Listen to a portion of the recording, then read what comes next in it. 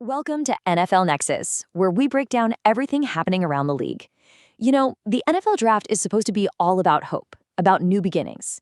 But this year, man, it was defined by some serious high-stakes drama, massive gambles, and one general manager's fiery, absolute refusal to back down. We're going to break down all the moves that are going to shape the league for years to come. This question right here became the explosive heart of the entire draft week. It forced one of the league's most active traders to draw this unforgettable line in the sand, and it sent a shockwave through the league. It really revealed a critical truth about how Super Bowl contenders are actually built. So let's get right into it. Okay, so this wasn't some, carefully worded PR statement. This was the raw, unfiltered, and just incredibly blunt response from the Texans GM, Nick Caserio. When a reporter asked him about the trade rumors flying around about his star wide receiver Nico Collins, he didn't mince a single word. In a league that is full of no comments and vague coach speak, this was like a cannon blast of pure, unapologetic clarity. So what exactly prompted a reaction like that? Well, in the middle of all the draft day chaos, reports started popping up that other GMs were getting kind of bold. They were calling up Houston, sniffing around to see if Nico Collins, a legit top-tier talent, could be pried away. They probably saw a potential contract dispute coming. I mean, Collins is set to play on a deal worth just over $20 million this year, which sounds like a lot, but for an elite receiver, it's miles below the going market rate. They thought they could use that as leverage. They saw an opportunity. They were dead wrong. With that one quote, Caserio made Nico Collins' value to the Texans crystal clear. He's not just a good player. He's not some trade chip you can flip for more draft picks. He is a cornerstone, a foundational piece of a team that has legitimate, earned Super Bowl dreams. The message to the entire league couldn't have been clearer. Some players are just not for sale, period. So why this incredibly hardline stance, especially from a general manager who, by the way, is famous for his willingness to make a deal? Since he took over back in 2021, Caserio has made over 25 trades. The man is not afraid to wheel and deal.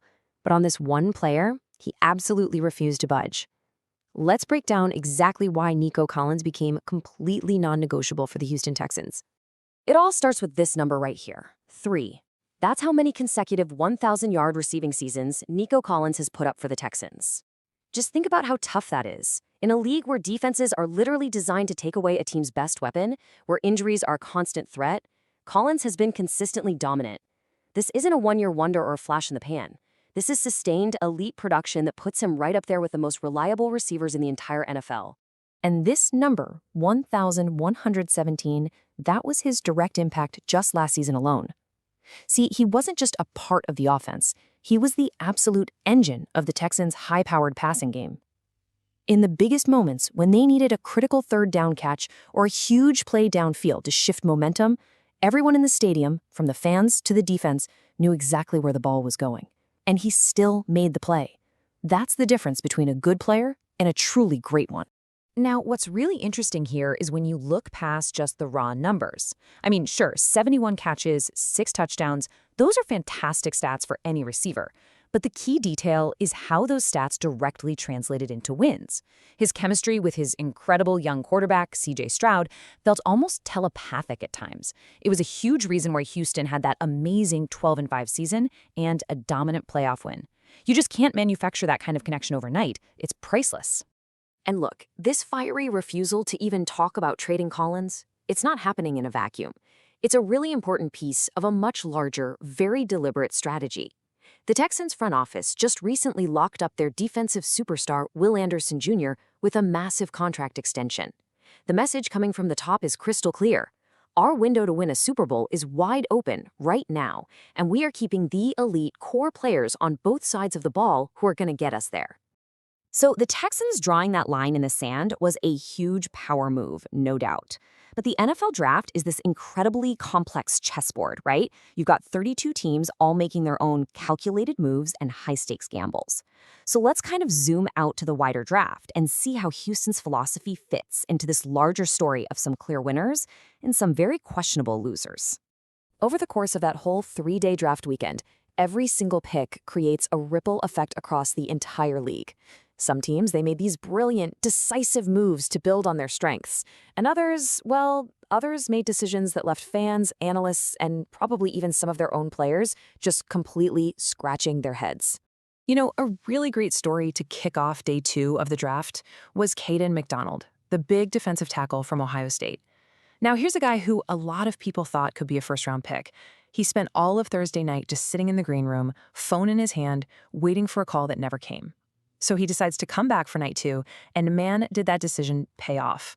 The Houston Texans, the same team we've been talking about, snagged him with the 36th pick. So not only did he get that dream moment on stage with the commissioner, but he landed in the perfect spot with a real Super Bowl contender. A massive win for him and for the team. Now, on the complete other end of that spectrum, we have the Pittsburgh Steelers. For years now, it feels like they've been stuck in this cycle of mediocrity at the single most important position in sports. And based on their moves in this draft, it doesn't look like that cycle is ending anytime soon.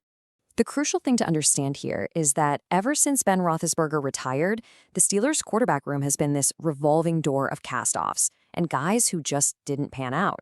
And now, they're throwing Drew Aller from Penn State into a room that's already a giant question mark. The problem is, Aller isn't really a solution. He's just another question. Yeah, he's got the big NFL arm the scouts fall in love with, but the rest of his scouting report is pretty damning. He's got poor fundamentals and, here's the big one, a clear tendency to completely wilt under pressure. That is not a recipe for success in the AFC. And this really brings us to the absolute core of building a team in the modern NFL. It's this fundamental philosophical debate that we saw play out in real time during the draft. The question's simple, but it divides the league.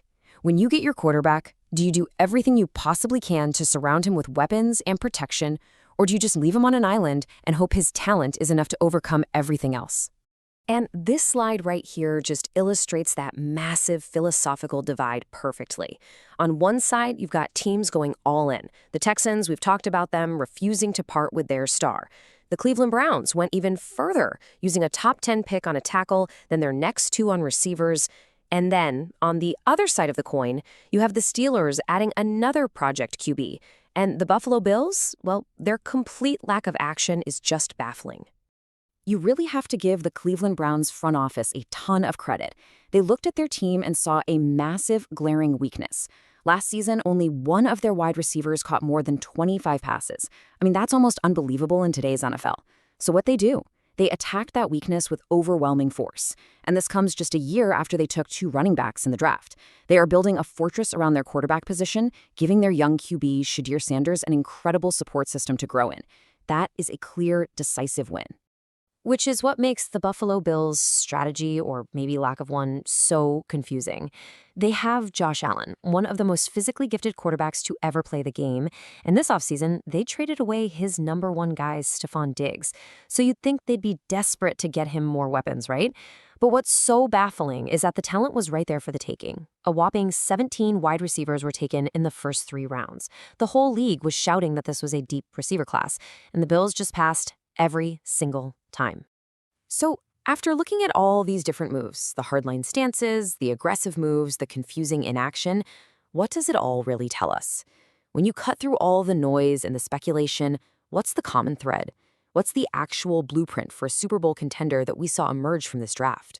It really just all comes down to having a clear, decisive philosophy. The winning teams, the real contenders, they know who they are. They figure out who their cornerstone players are, and they refuse to let them go. They protect that massive investment in their franchise quarterback by giving him talent. They attack their roster weaknesses with real solutions, not flimsy band-aids.